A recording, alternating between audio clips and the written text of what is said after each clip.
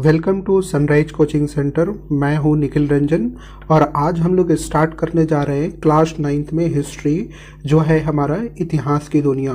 तो इतिहास के दुनिया में आज हम लोग अध्याय 2 करेंगे और यह अध्याय 2 का ये पार्ट 1 है। और अध्याय 2 में हम लोग पढ़ेंगे अमेरिकी स्वतंत्रता संग्राम। तो अमेरिकी स्वतंत्रता संग्राम काफ़ी इंटरेस्टिंग है। आइए हम लोग इसे स्टार्ट करते हैं और देखते हैं कि हम इस वीडियो में क्या पढ़ेंगे। तो सबसे इम्पॉर्टेंट है अमेरिकी स्वतंत्रता संग्राम के कारण, बहुत इम्पॉर्टेंट है। कारण पढ़ेंगे, अभी हम परिणाम हम लोग सेकेंड वीडियो में पढ़ेंगे, इसमें हम लोग कारण पढ़ेंगे। तो आइए हम अपना स्टार्ट करते हैं। तो देखिए, ये से तो आप परिचित होंगे, यह है अमेरिका। और आप ये भी परिचित होंगे कि कोलंबस ने 1492 में अमेरिका की खोज की थी और इन्हें लगा था कि ये जो पार्ट है वो इंडिया का पार्ट है, ठीक है ना। तो इसलिए ये यहाँ के लोगों को, स्थानीय लोगों को इन्होंने रेड इंडियन कहा। लेकिन समय के साथ जब इस पे बहुत अच्छे रिसर्च हुए तो ये है अमेरिको वेस्पुची। अमेरिको वेस्पुची ने इस पे विस्तृत जानकारी दी। किस पे? अमेरिका के बारे में। और इन्हीं के नाम पर देश का नाम अमेरिका पड़ गया। तो आप इससे परिचित हो गए कि अमेरिका की खोज सबसे पहले किसने की थी और बाद में विस्तृत जानकारी किसने दिया। अब देखिए, इसी अमेरिका स्वतंत्रता संग्राम की अब हम कहानी पढ़ेंगे। यहाँ है हमारा उत्तरी अमेरिका, यह है दक्षिणी अमेरिका, ये आप देख रहे हैं यूरोप का, ये पूरा का पूरा पार्ट यूरोप है, ठीक है।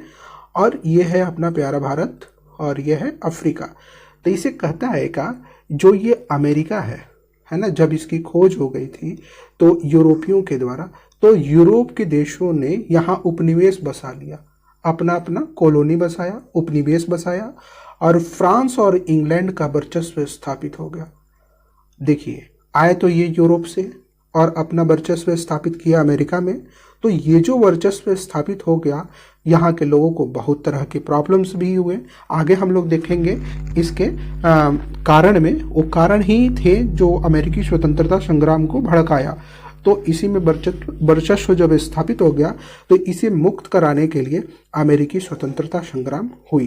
तो अब देखते हैं हम इसको बाई वन बाई करके कि कैसे इसे मुक्ति मिलती है। देखिए, संग्राम के कारण में, इम्पॉर्टेंट है ये, संग्राम के कारण में जो पहला कारण माना जाता है वो माना जाता है उपनिवेशों में राजनीतिक स्वायत्तता का अभाव था। मतलब जो भी उपनिवेश थे, ठीक है ना, वहाँ पे वो लोग खुल के कुछ भी नहीं कर सकते थे। जो उन पे राज कर रहे थे उन्हीं का ही होता था। जैसे अमेरिका में राजनीतिक पार्टी जो थी उसमें अधिकांश जो लोग थे वो अंग्रेज थे। कौन थे? अंग्रेज थे। एवं गवर्नर इंग्लैंड द्वारा मनोनीत होता था। मतलब शासन हो रहा है अमेरिका पर, लेकिन जो कुछ भी हुक्म चल रहा है वो ब्रिटिश राज का चल रहा है, जैसे आप इसमें देख सकते हैं, ठीक है। और उपनिवेश पर गवर्नर का जो नियुक्ति होती थी वो ब्रिटेन के राजा के द्वारा ही होती थी।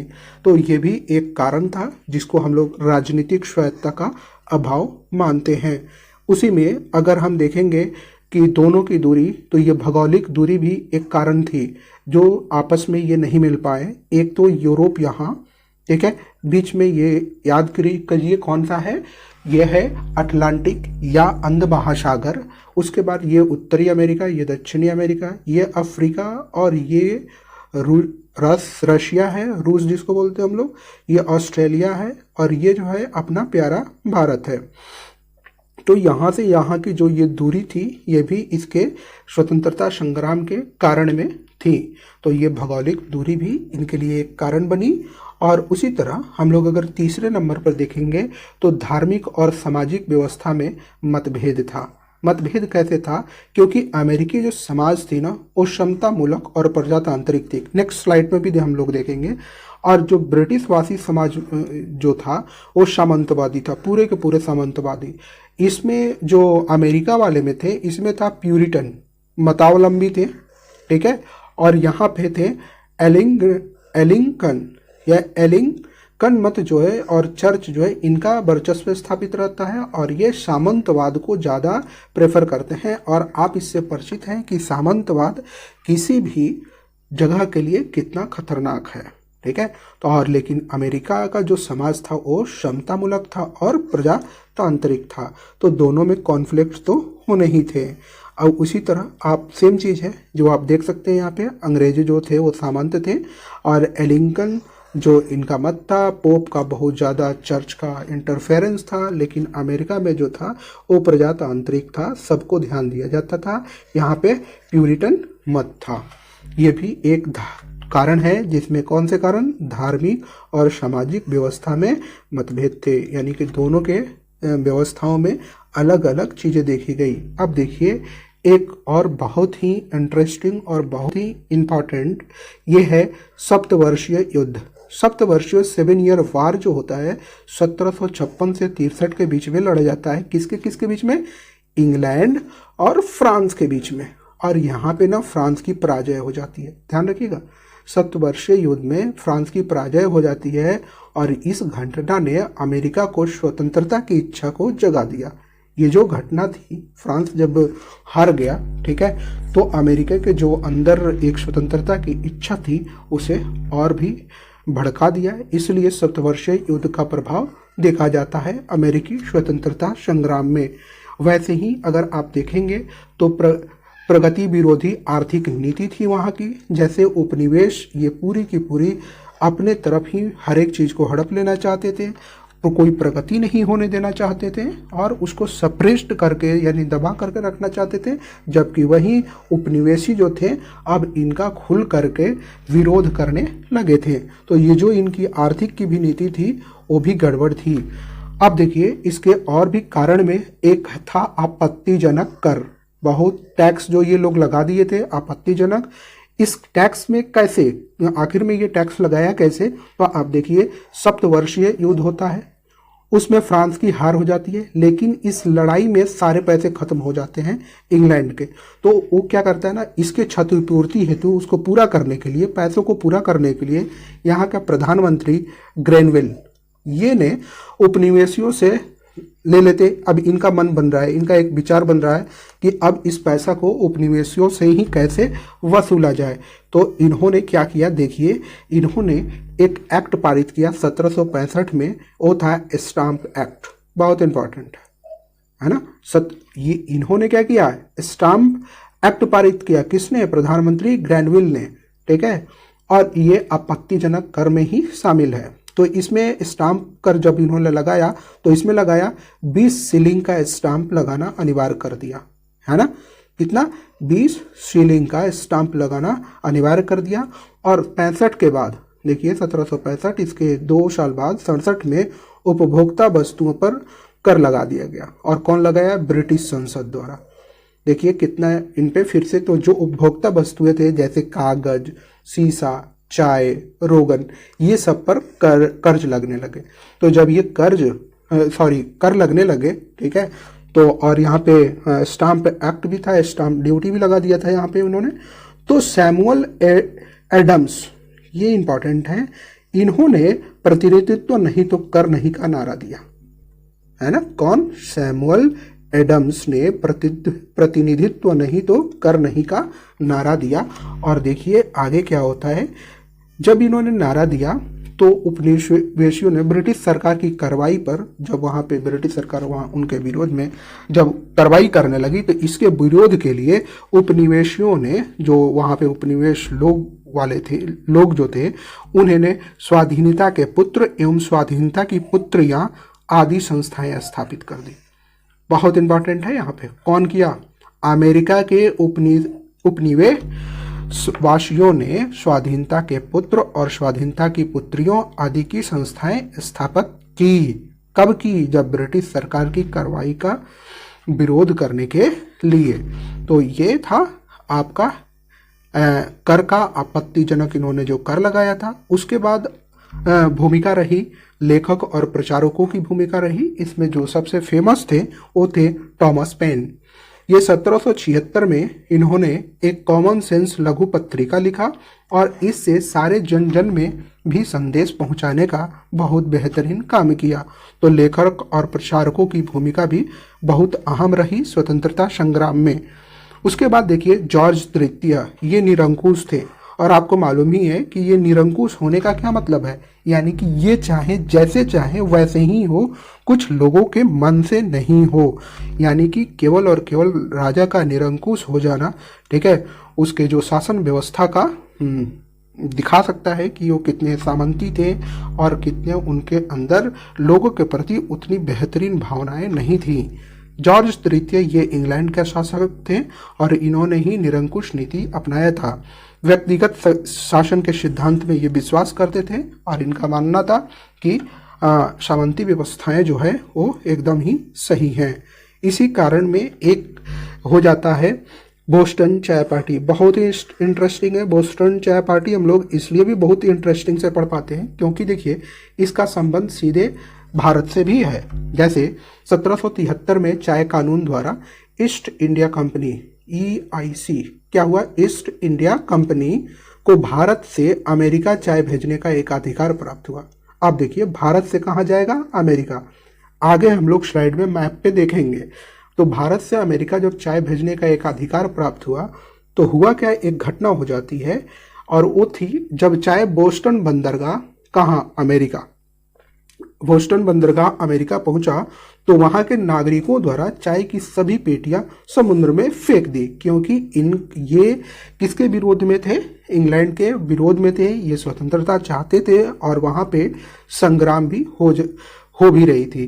तो यही है बोस्टन टी पार्टी। तो ये सारे के सारे अपने जो आपके जो चाय है वो फेंक देते हैं समुद्र में। तो ये बहुत ही इंटरेस्टिंग है और इम्पॉर्टेंट भी है। तो आप जानिए 1773, ठीक है, 1773 में जब चाय कानून लगाया जाता है, ठीक है। और आपको मालूम हो जाए 1773 में भारत में भी रेगुलेटिंग एक्ट आता है, तो वहाँ से भी आप कुछ जान सकते हैं।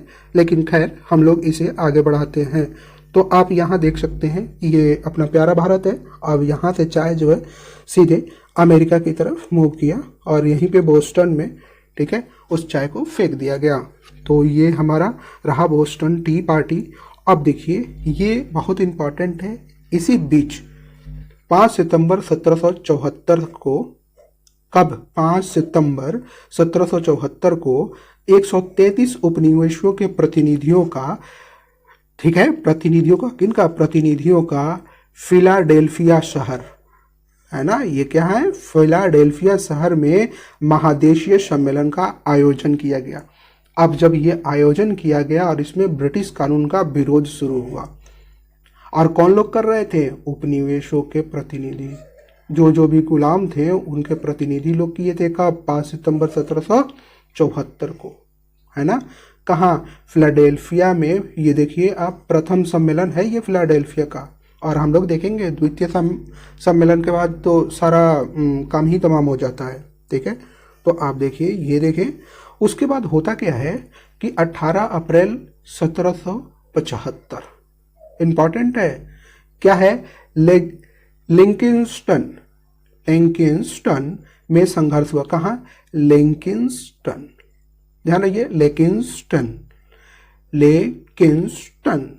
लेकिंस्टन, ठीक है, तो में संघर्ष हुए और ब्रिटिश सेना वर्सेस उपनिवेशी नागरिकों के बीच एक जबरदस्त युद्ध होता है। किसके बीच, ब्रिटिश सेना और उपनिवेश के बीच भयंकर क्या होता है, युद्ध होता है ना। कब, 18 अप्रैल 1775 में। और देखिए पहले यहाँ ये जो सम्मेलन स्टार्ट होता है 5 सितंबर 1774 को होता है और ब्रिटिश कानून का विरोध स्टार्ट हो गया है। और उसी के आगे 18 अप्रैल 1775 में लिंकिंस्टन में संघर्ष होता है ब्रिटिश सेना वर्सेस उपनिवेश नागरिकों के द्वारा। और यहाँ पे होता क्या है, बहुत ही इंटरेस्टिंग चीज है, थॉमस जेफरसन द्वारा तैयार। अब देखिए होता क्या है, इसको समझने से पहले एक और चीज देखते हैं। 4 जुलाई 1776, ये कहानी कब की थी, देखिए 75, 18 अप्रैल 1775। उसके बाद 4 जुलाई 1776 में फिलाडेल्फिया में ये दूसरा सम्मेलन हो जाता है। और इसी फिलाडेल्फिया में थॉमस जेफरसन द्वारा तैयार स्वतंत्रता के घोषणा पत्र जारी किया जाता है। और जब स्वतंत्रता के घोषणा पत्र जारी किया जाता है, किनके द्वारा तैयार किया गया था? टॉमस जेफरसन द्वारा, ध्यान रखिएगा। और इसमें क्या होता है, जॉर्ज वाशिंगटन को सेनापति नियुक्त कर दिया जाता है। अब ये सेनापति नियुक्त कौन हो गए हैं? George Washington. कब? 4 जुलाई 1776 को। और अमेरिकी स्वतंत्रता संघर्ष और भी तेजों से आरंभ हो जाती है। जब किसके नेतृत्व में? सेनापति जॉर्ज वाशिंगटन के। तो जब ये और भी ज़्यादा हो जाती है तो देखिए यहाँ पे 1783 पेरिस की संधि। कब? 3 फरवरी 1783 पेरिस की संधि होती है और इससे संघर्ष जो होता है वो खत्म हो जाता है, समाप्त होता है अमेरिका स्वतंत्रता संग्राम का संघर्ष। कब? 3 फरवरी 1783। बहुत इंपॉर्टेंट है, पेरिस में एक संधि होती है, पेरिस संधि। तो यहाँ पे ये समाप्त होता है। और 1787 में देखिए ध्यान से, पहले यहाँ देखिए 1783 है ना, पेरिस की संधि होती है। लेकिन यही 1787 में अमेरिकी संविधान का निर्माण होता है, 1787 है ना, और 1789 में लागू हो जाता है। और जॉर्ज वाशिंगटन जो है अमेरिका के प्रथम राष्ट्रपति बन जाते हैं। ये जॉर्ज वाशिंगटन जो पहले सेनापति थे, अब जब संविधान के बाद ये अमेरिका के प्रथम राष्ट्रपति बन जाते हैं। और 1789 में लागू होता है क्या? अमेरिका का संविधान। इसलिए बोला जाता है कि सबसे पुराना जो संविधान है वो अमेरिका का है, लेकिन सबसे बड़ा संविधान और विस्तृत संविधान भारत का है। ठीक है, अब आइए हम लोग देखते हैं कि हमने इस वीडियो में क्या देखा है। तो देखा है हमने अमेरिकी स्वतंत्रता संग्राम किन देशों के बीच लड़ा गया है, बताइए। इंग्लैंड वर्सेस अमेरिका, और अमेरिकी स्वतंत्रता संग्राम के कारण क्या क्या हैं, तो ये भी दोनों हम लोगों ने जाना। और देखते हैं कि हम अगली वीडियो में क्या जानेंगे। अगली वीडियो में हम जानेंगे अमेरिकी स्वतंत्रता संग्राम के परिणाम और इंग्लैंड की असफलता के कारण।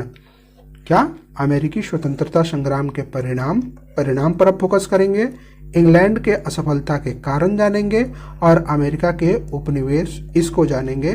तो आपका बहुत बहुत धन्यवाद सुनने के लिए। थैंक